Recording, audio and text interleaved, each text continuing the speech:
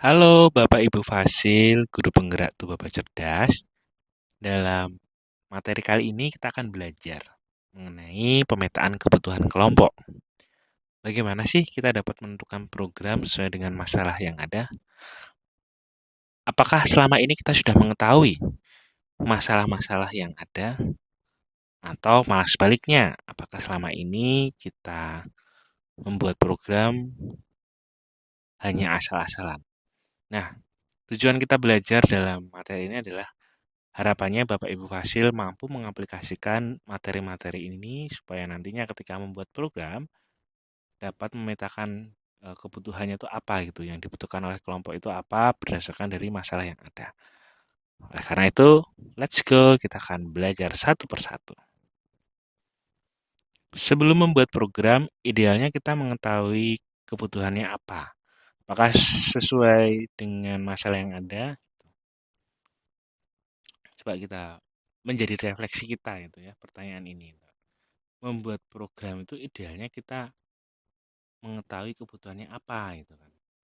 Apakah ternyata sudah sesuai dengan masalah yang ada gitu. Nah, mari kita bahas. Jadi, ada beberapa metode yang bisa digunakan dalam menggali masalah untuk memetakan kebutuhannya apa nih gitu. Yang pertama adalah observasi, pengamatan dari luar, sifatnya cenderung berfokus pada apa yang nampak. Perlu diperdalam lagi jika konteksnya dinamika manusia itu ya, kelompok, kemudian paguyuban dan hal-hal lain itu. Kemudian interaksinya itu tidak langsung gitu kan. Biasanya kita melihat dari jauh gitu kan, atau ya mengamati tapi nggak melakukan interaksi gitu, nggak melakukan interaksi tanya jawab, tapi lebih ke diamati gitu kan, seperti apa perubahan perilakunya, perubahan-perubahan yang ada gitu. Lanjut, ada wawancara menggunakan metode tanya jawab yang menggunakan panduan pertanyaan yang mengacu pada pertanyaan 5W, 1H, serta menggunakan teknik prompting atau memberikan pertanyaan tambahan gitu. Misalnya kayak, oh satu pertanyaan ditanyakan lagi gitu kan, diperdalam lagi untuk menggali terkait informasi itu. Lalu ada diskusi kelompok. Nah, diskusi kelompok ini bisa secara langsung FGD atau difasilitasi dengan metode yang ada seperti diagram fishbone, kemudian 5Y, peta mental konsep, diagram Pareto, analisis SWOT, serta 7 tools quality control. Nah, kali ini kita akan belajar gitu ya menggunakan 5Y gitu.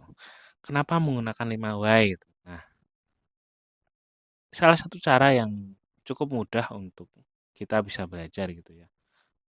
Mungkin tadi udah banyak cara gitu kan. Nah, kali ini kita akan belajar sama-sama terkait dengan 5W-nya itu apa sih itu kan, dan bagaimana penerapannya.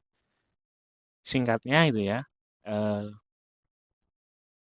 5W ini analisis akar masalah yang sederhana dan efektif ya. Bisa terbilang orang-orang banyak yang menyimpulkan seperti itu.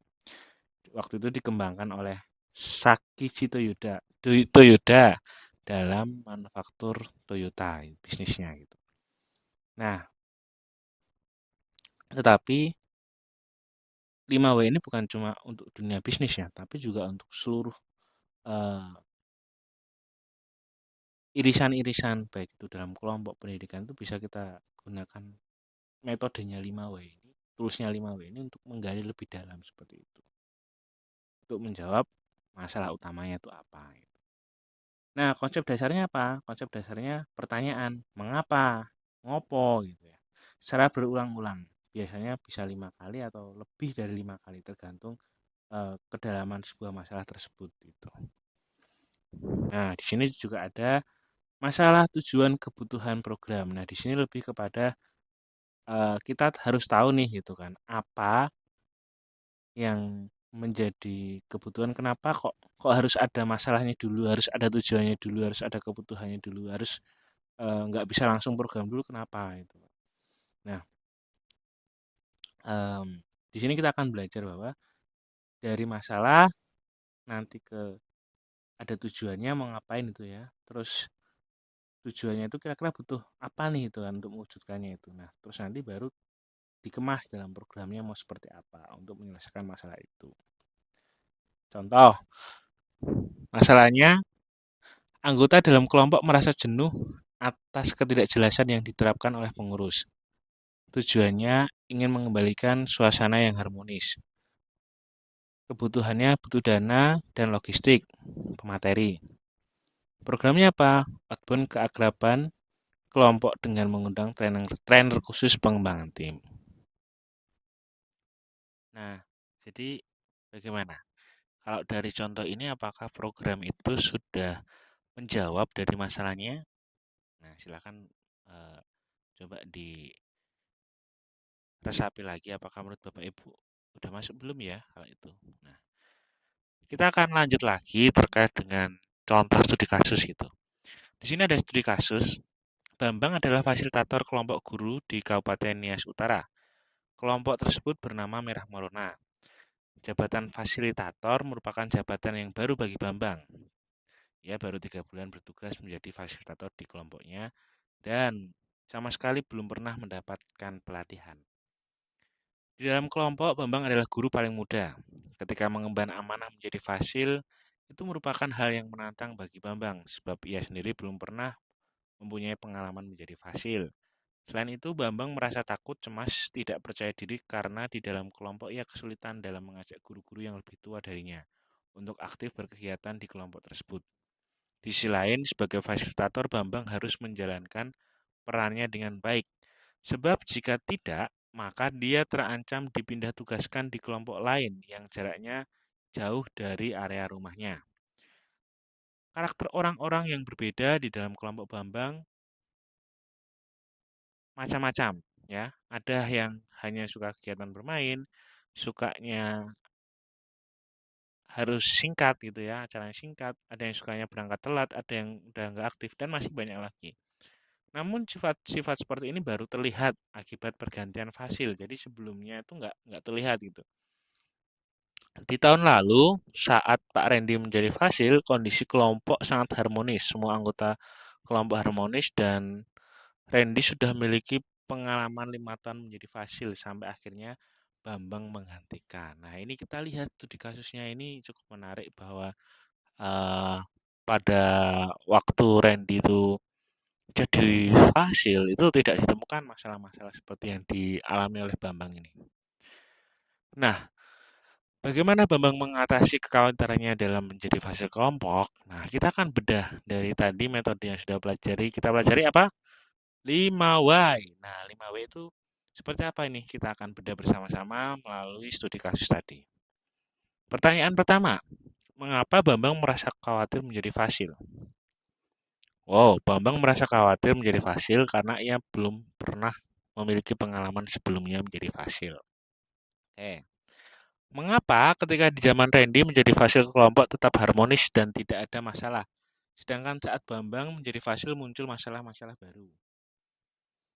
Jawabnya, ketika di zaman Randy menjadi fasil kelompok tetap harmonis dan tidak ada masalah karena ia termasuk fasil dengan usia tua, ya, termasuk fasil dengan usia tua sehingga anggota kelompoknya segan dan patuh. Selain itu dia juga punya jam terbang tinggi menjadi fasil, yang mana di studi kasus itu 5 tahun ya, jadi fasil dan itulah yang menjadi kunci untuk mengatasi persoalan yang ada. 3. Mengapa sampai saat ini kelompok Bambang belum memiliki kegiatan? Sampai saat ini kelompok Bambang belum memiliki kegiatan karena Bambang masih bingung menentukan program apa yang paling efektif untuk kondisi kelompoknya. Mengapa dalam kelompok tersebut guru yang lebih tua terkesan menyepelekan Bambang? Bambang disepelekan karena dirasa belum siap menjadi fasil oleh guru-guru yang lebih tua. Mengapa Bambang belum mengambil langkah cepat dalam mengatasi hal tersebut? Bambang belum mengambil langkah cepat karena ia masih kebingungan dalam memfasilitasi rekan satu timnya. Nah, dari sini kita bisa tahu nih gitu kan, permasalahan-permasalahannya apa nih, Bang? Apa kekhawatiran ketika tadi pertanyaannya adalah bagaimana Bambang mengatasi kekhawatirannya dalam menjadi fase kelompok. Nah, ternyata ditemukan jawaban-jawabannya ini gitu ya. Oh, mulai dari yang dia merasa bingung gitu ya, masih disepelekan gitu ya. Nah, terus kenapa belum ada kegiatan gitu ya. Nah, oh ternyata dia juga masih kebingungan gitu. Nah, masalah-masalah ini akhirnya kita akan tarik gitu ya. Akan tarik menjadi eh, 3 rencana program yang akan dilakukan. Namun dari 3 program ini nantinya hanya ada satu yang dipilih gitu ya. Programnya apa itu? Di sini ada dalam menjawab Bambang tadi ada tiga program. Satu yaitu outbound bersama di Pantai Avulu, dua pelatihan fasilitator kelompok Merah Merona, tiga melakukan lomba antar kelompok guru. Nah, kalau tadi kita sudah menggunakan 5 why untuk menggali masalahnya, sekarang kita gunakan analisis SWOT untuk menentukan dari program ini apakah sudah sesuai atau belum gitu ya. Mana yang paling tepat gitu ya dari menjawab masalah-masalah yang ada. Let's go. Nah, kita pahami dulu analisis SWOT itu ya. SWOT, mungkin Bapak Ibu udah sering banget denger itu ya. SWOT, SWOT, SWOT itu kan. Strength, kekuatan, weakness, kelemahan, opportunity, peluang, threat itu ancaman. Nah, dalam program tadi coba kita akan membedahnya itu, menganalisis dari setiap program tadi kira-kira SWOT-nya seperti apa ya gitu. Kita mulai dari yang pertama, program outbound bersama di Pantai Avulu. Oh, strength-nya ada 3, izinnya mudah, aksesnya dekat, hemat biaya. Weakness-nya juga ada 3. Belum ada yang memandu, kurang sesuai dengan kebutuhan Bambang, tidak semua guru suka ke pantai. Opportunities-nya belum pernah dilakukan. Threat-nya, pantai sangat ramai, rawan tidak fokus oleh aktivitas lain di pantai. Nah, program yang kedua ini, pelatihan fasilitator kelompok Merah Merona. Kita lihat ya, SWOT-nya seperti apa. Oh, strength-nya ada 3. Program gratis tentang pelatihan fasilitator, banyak tempat gratis yang bisa digunakan sesuai dengan kebutuhan Bambang. Weakness-nya apa? Oh, belum tentu semuanya itu tertarik ikut. Opportunities-nya belum pernah dilakukan agar semua anggota kelompok bisa mendapatkan pelatihan. Trade-nya, jika dilakukan bulan depan akan bertabrakan dengan jadwal ujian sekolah. Program yang ketiga, analisis SWOT-nya seperti apa? Strength-nya ada 1, weakness-nya ada 1, opportunities-nya 1, trade-nya 1. Bapak Ibu bisa melihat nih terkait dari bedanya dari yang pertama, kedua hingga ketiga ini ya. Nah, apa bedanya itu kan. Nah, kemudian bagaimana menentukannya gitu kan.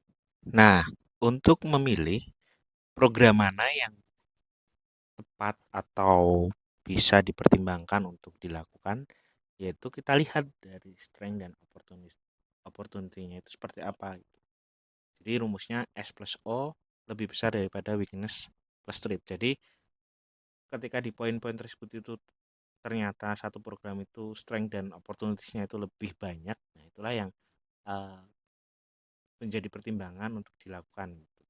Nah, kalau dari konteks studi kasus ini tadi, yang dipilih adalah pelatihan fasilitator kelompok Merah Merona karena paling sesuai dengan permasalahan Bambang dan menyesuaikan sikon agar jika Bambang tidak menjadi fasil, sudah ada kandidat lain yang mendapat pelatihan. Karena kita juga bisa lihat nih di kelompok Merah Merona itu seperti apa. Oh, ternyata betul nih gitu kan.